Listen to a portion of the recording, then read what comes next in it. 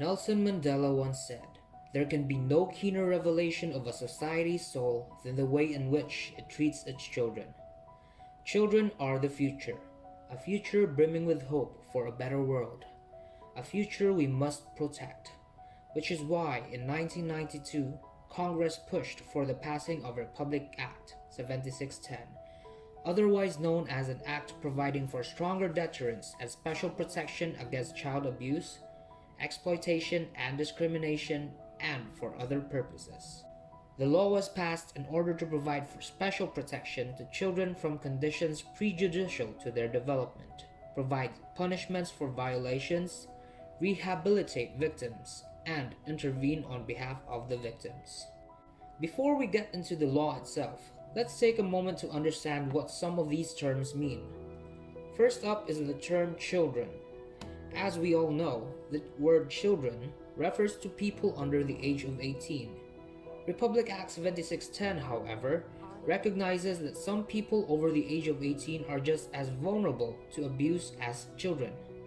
As such, the word children also extends to persons unable to fully take care of themselves or protect themselves from abuse, neglect, cruelty, exploitation, or discrimination because of a physical or mental disability or condition. The next term we need to tackle is child abuse. This term refers to maltreatment of children, which includes any of the following. Number 1. Psychological and physical abuse, neglect, cruelty, sexual abuse, and emotional maltreatment. Number 2. Any act by deeds or words which debases, degrades, or demeans the intrinsic worth and dignity of a child as a human being. Number 3. Unreasonable deprivation of his basic needs for survival. Number 4. Failure to immediately give medical treatment to an injured child, resulting in serious impairment of his growth and development, or in his permanent incapacity or death. Keep in mind that child abuse does not have to be habitual. One instance is enough to warrant a violation. The third term we need to understand is circumstances which gravely threaten or endanger the survival and normal development of children. These fall into 4 major categories. Number 1. Being in a community affected by armed conflict. Number 2. Working under conditions hazardous to life, safety, and normal development. Number 3. Living in or fending for themselves in the streets of urban or rural areas without the care of parents or a guardian, or basic services needed for a good quality of life. Number 4. Being a member of an indigenous cultural community and or living under conditions of extreme poverty or in an area which is underdeveloped and or lacks or has inadequate access to basic services needed for a good quality of life. Number 5. Being a victim of a man-made or natural disaster or calamity. Number 6. Circumstances analogous to those above stated which endanger the life, safety, or normal development of children. Finally, we have comprehensive program against child abuse, exploitation, and discrimination, which refers to coordinated programs which prevent. Number 1. Child prostitution and other sexual abuse. Number 2. Child trafficking. Number 3. Obscene publications and indecent shows. Number 4. Other acts of abuses. And number 5. Circumstances which threaten or endanger the survival and normal development of children. Article 3. Child prostitution and sexual abuse. Children are deemed to have been sexually exploited when they, upon coercion or influence of any adult, perform sexual intercourse or lascivious acts for money, profit, or any other consideration. There are 3 types of violators within this article. These 3 are: Number 1. People who engage, promote, facilitate, and induce child prostitution. Number 2. Those who have sex or commit lascivious acts with an exploited child. Number 3. And anyone who derives profit from the exploitation. The penalty of reclusion temporal in its medium period to reclusion perpetua shall be imposed on these violators. Article 4. Child Trafficking. People are liable for child trafficking when they engage in trading and dealing with children, including, but not limited to, the act of buying and selling of a child for money or for any other consideration or barter. Violators will also be held liable for attempting to traffic a child. It is assumed that an attempt was made when A. When a child travels alone to a foreign country without valid reason therefor and without clearance issued by the Department of Social Welfare and Development, or written permit or justification from the child's parents or legal guardian. B. When a person, agency, establishment, or child-caring institution recruits women or couples to bear children for the purpose of child trafficking. C. When a doctor, hospital, or clinic official, or employee, nurse, midwife, local civil registrar, or any other person simulates birth for the purpose of child trafficking.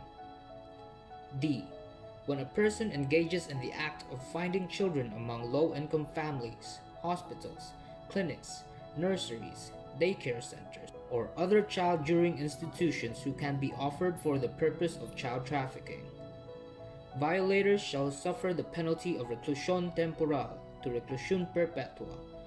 The penalty shall be imposed in its maximum period when the victim is under 12 years of age.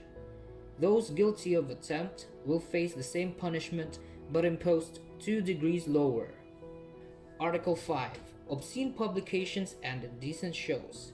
A person is liable when they are involved in having a child perform in obscene exhibitions and indecent shows, whether live or in video, or model in obscene publications or pornographic materials, or to sell or distribute the said materials. Violators shall suffer the penalty of prisión mayor in its medium period, with the maximum being imposed if the victim is under 12 years old.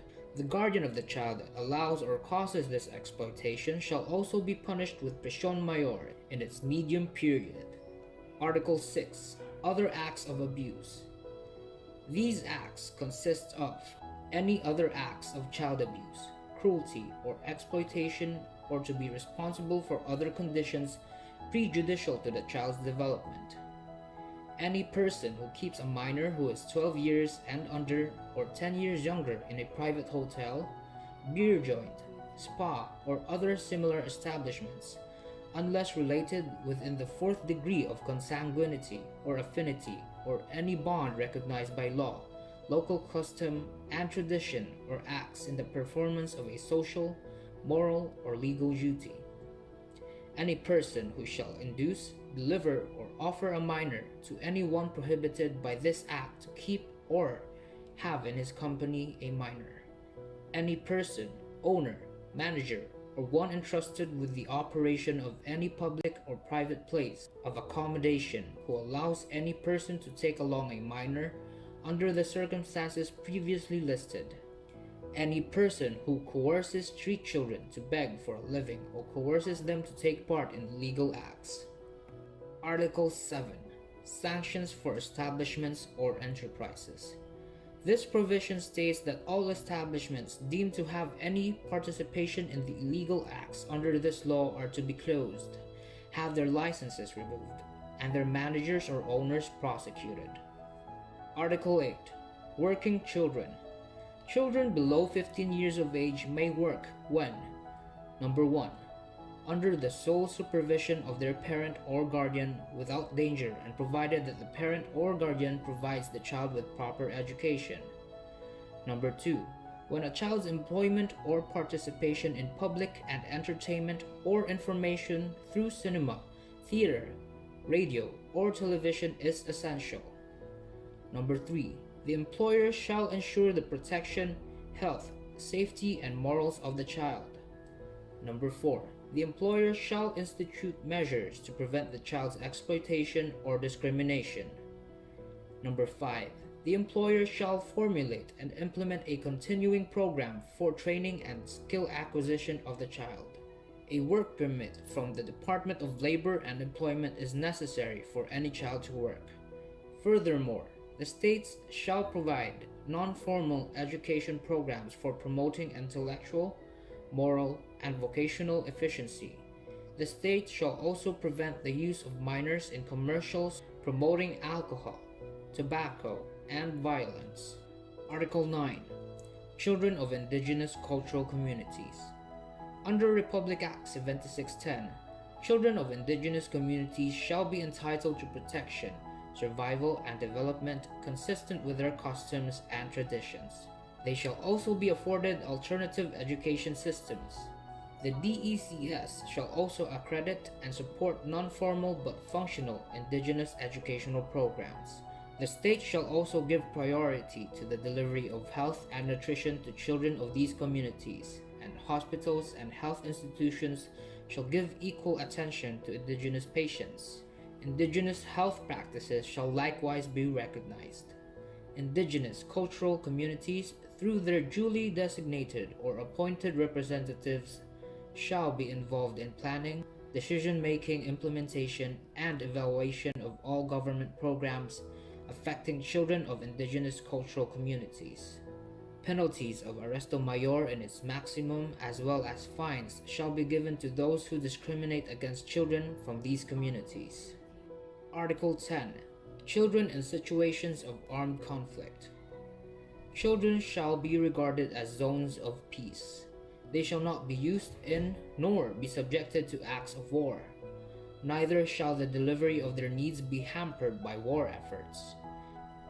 That state shall give priority to children during evacuations, accompanied by persons responsible for their safety and well-being. Temporary shelter shall be afforded to the entire family when possible. Children arrested for crimes related to armed conflict shall be detained in a space separated from adults except when detained as a family unit. They shall be given immediate legal assistance as well as immediate notice of arrest to parents or guardians. The child shall be released within 24 hours to the DSWD or any responsible member of the community as determined by the court. If after hearing the evidence in the proper proceedings, the court should find that the aforesaid child committed the acts charged against him, the court shall impose a penalty.